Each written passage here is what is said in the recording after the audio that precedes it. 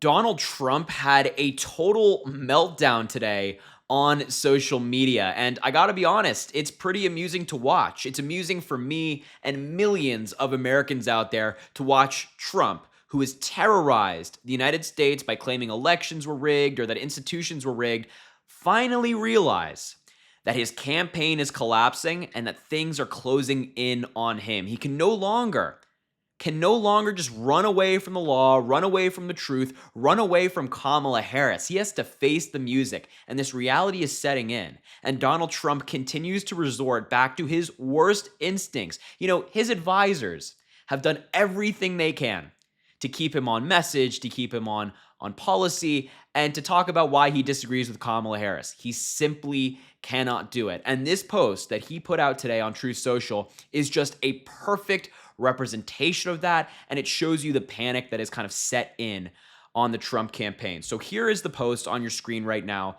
And before we even read it, you can tell it's bad because it's just all caps. Like for this entire paragraph, he is screaming at us about utter nonsense, just all caps. And it reads as follows. It's always fake with Kamala. We're dominating her on social media, so she makes up a fake list of numbers versus my numbers. So first and foremost, you can already see we're off to a bad start. We're already kind of in Donald Trump's brain a little bit and what he thinks about, and those are the ratings. All he cares about is followers, views, things of that nature. He doesn't care about policy for the American people.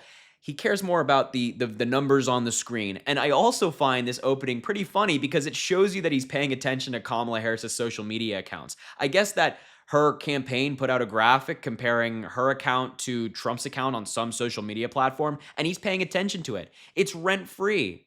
All Donald Trump thinks about is Kamala Harris and her campaign, and he's dedicating time to looking up their social media pages. He's not out there talking to voters.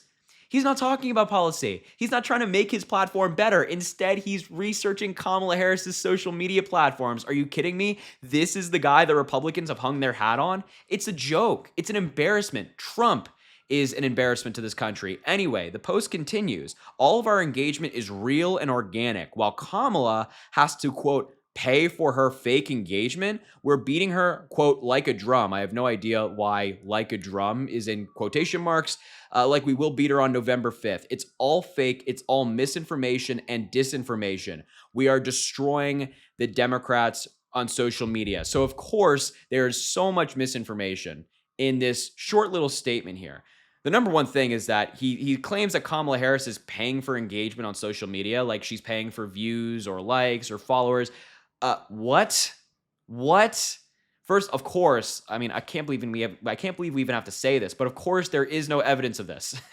There's no evidence of this. He's quite literally making it up. He's making it up on the spot that she's somehow rigging again. Go back to the rigging with Donald Trump. He says everything is rigged. So she's beating him on social media. It's rigged. And then he flips it around and says, no, actually, we're beating them on social media. And I find that claim particularly interesting because the Trump campaign and the Republicans are getting clobbered on social media right now. They have no social media presence. Take it from somebody who does social media every day. I post on social media every day. They have no presence. There's no trends surrounding Donald Trump. There's no memes. There's no love for the Trump campaign pages. Instead, you have Kamala Harris's campaign accounts like tripling their followers overnight when she launched, and she has like 5 different viral trends right now. The Democrats are destroying Trump and the Republicans when it comes to social media. It's not even close. It's not even close. So for him to say that, among the other things, it's just so egregiously wrong. And I really also found it funny how he tried to claim that Kamala Harris is the perpetrator of misinformation and disinformation. Again, the irony is just too hard and too present to not acknowledge.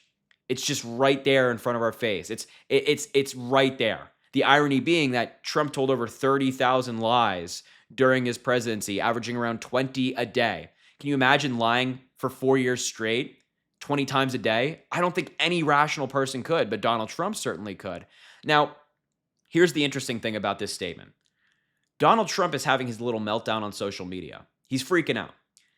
While the Kamala Harris campaign is actually out there and running a campaign. Like, just take a look at this report from CNN talking about a major accomplishment of the campaign recently. They're big, they're historic, they're a record, and they're all something that the campaign is very pleased about. $500 million that they have raised over the last month, a big chunk, $82 million during the week of the DNC.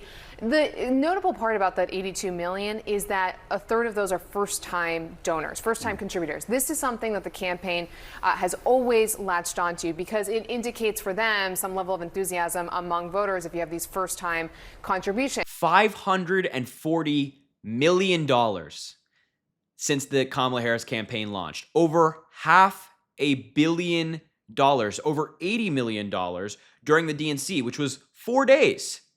During the DNC, they raised over $80 million. So you have the Kamala Harris campaign, which is just a fundraising machine.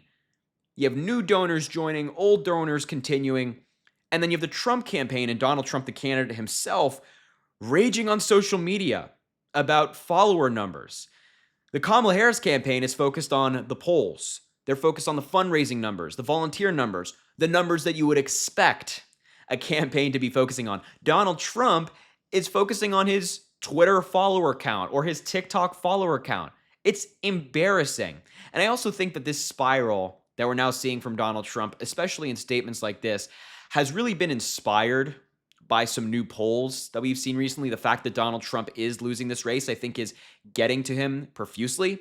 And we actually just got brand new polling today on the same day that Donald Trump put out that statement. So I think that maybe that poll and this poll I'm going to show you may be the cause of Trump's erratic statements. And funnily enough, the poll actually came from Fox News. So maybe that angered Donald Trump even more. But you can see the results on your screen right now. And this is an amazing poll for the Harris campaign. It's only among 4 states, 4 swing states. In Georgia, Kamala Harris is up by 2 points at 50%. Trump is at 48%. In Nevada, Harris is at 50%. Trump again at 48%. In Arizona, Harris is at 50%. Trump is at 49%. And finally, in North Carolina, Trump is at 50% and Kamala Harris is at 49%. North Carolina is a state that Donald Trump won in 2020. So the fact that Kamala Harris is only behind by 1 point and leading in these other swing states is devastating for the Trump campaign. Up 2 points in Georgia. That is a state that Republicans have their eyes on to flip. That's one of their main states that they're thinking that they can capture this time around. And Kamala Harris, in a Fox News poll, is up by 2 points. So just look at that. Just look at the difference between these two campaigns here. We have Kamala Harris and the Harris campaign as a whole, which is fundraising. They're talking to voters, having rallies, things like that. Volunteers are signing up in droves for the Harris campaign. And then on the flip side, with the Republican nominee, well, he's raging on social media all day about social media. He's golfing. He's hanging out with his billionaire buddies. I think this, I keep saying this, and I think this is an important line to reiterate. This is the easiest choice as Americans we'll ever have to make. We have somebody who's actually putting in the work.